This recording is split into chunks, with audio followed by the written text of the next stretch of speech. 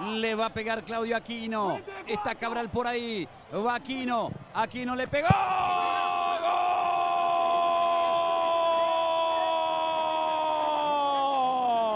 ¡Gol! ¡Qué golazo!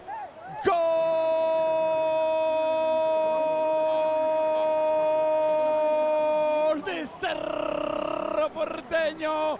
Claudio Aquino, gran ejecución.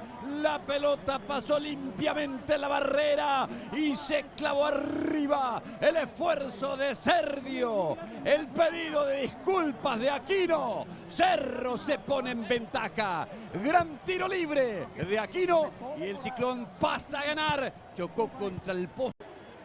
Guillermo Benítez recibió de Maná. Guillermo Benítez que mete la pelota. Sale el Popi Muñoz. ¡Gol!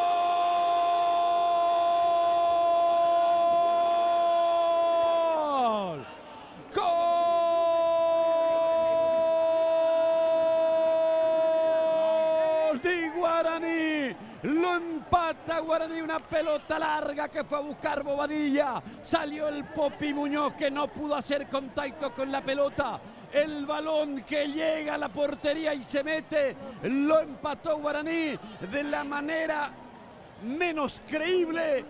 Cerro tenía 3 contra. La va jugando Villasanti, la tiene Lucena, profundizó Robert Morales, Villa, marca Rentería, insiste Lucena, el remate.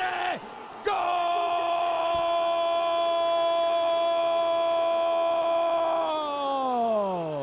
Morales. ¡Gol